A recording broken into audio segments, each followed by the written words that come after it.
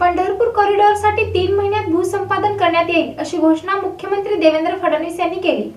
कोणत्याही प्रकारची लपवाछपवी न करता लोकांना विश्वासात घेऊन पंढरपूर शहरात आम्हाला कॉरिडॉरचे काम सुरू करायचे आहे। पुढील 3 महिन्यात जमीन अधिग्रहणाचे काम सुरू केले जाईल अशी ग्वाही मुख्यमंत्री देवेंद्र फडणवीस यांनी शनिवारी पंढरपूरच्या दौऱ्यात दिली। यामुळे गत वर्षापासून पंढरपुरात कॉरिडॉर होणार की नाही याबाबत सुरू असलेल्या चर्चेला पूर्णविराम मिळाला आहे। मुख्यमंत्री देवेंद्र फडणवीस यांनी शनिवारी विठ्ठल रुक्मिणी मंदिराच्या कामाची पाहणी केली। त्यानंतर आमदार समाधान आवताडे, आमदार सचिन कल्याण शेट्टी, आमदार अभिजित पाटील, जिल्हाधिकारी कुमार आशीर्वाद, जिल्हा पोलीस अधीक्षक अतुल कुलकर्णी, अधिकारी सचिन इतापे, मुख्य अधिकारी डॉक्टर प्रशांत जाधव, तहसीलदार सचिन लंगोटे यांच्या उपस्थितीत तीर्थक्षेत्र विकास आराखड्याबद्दल बैठक घेतली। श्री विठ्ठल रुक्मिणी मंदिरात सुरू असलेली कामे समाधानकारक होत आहेत। त्यातील अधिकाधिक कामे आषाढीच्या पूर्वी होतील अशी माहिती मिळाली आहे। काही कामे आषाढीनंतरच होतील। याच्या व्यतिरिक्त कॉरिडॉरचे काम करण्याबाबत आराखडा तयार करण्यात आला आहे। त्यामध्ये काही जमीन व प्रॉपर्टीज अधिग्रहण कराव्या लागणार आहेत। त्या लोकांना कुठल्याही परिस्थितीत विस्थापित न करता चांगला मोबदला देण्यात येणार आहे। ज्यांची दुकाने आहेत त्यांना दुकाने द्यायची आणि मोबदला देण्यात येणार आहे असे मुख्यमंत्र्यांनी स्पष्ट केले। आपण मंदिराचं काम चालू केलं होतं, आज मी ते जाऊन बघितलेलं आहे। अतिशय समाधानकारक काम चाललेलं आहे।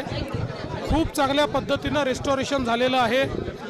जुनं स्वरूप आपण बऱ्यापैकी रिस्टोर केलं आहे। त्यातलं जास्तीत जास्त काम हे आषाढीच्या आधी आपण पूर्ण करू शकू असं वाटतंय।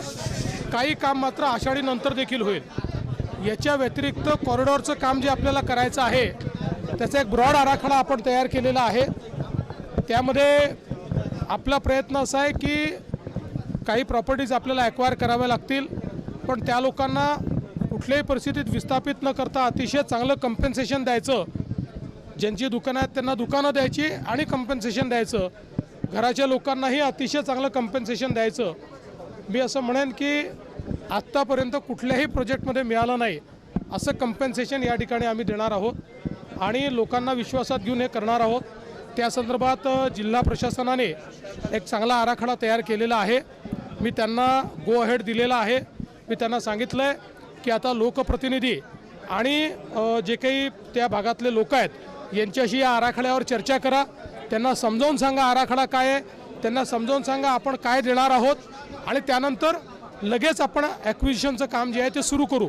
त्यामुळे कुठेही लपवालपवी न करता लोकांना विश्वासात घेऊन हे काम लवकर सुरू करायचं आहे। आम्हाला पुढच्या 3 महिन्यात आम्हाला ॲक्विजिशनचं काम सुरू करायचं। भूसंपादनात आतापर्यंत कोणत्याही प्रोजेक्टमध्ये मिळाले नाही असा मोबदला आम्ही देणार आहोत। लोकांना विश्वासात घेऊनच हे करणार आहे। जिल्हा प्रशासनाने चांगला आराखडा केला आहे। मी त्यांना सांगितले आहे की लोकप्रतिनिधी व त्या भागातील लोकांशी आराखड्याबाबत चर्चा करा, त्यांना आराखडा समजावून सांगा असेही त्यांनी सांगितले।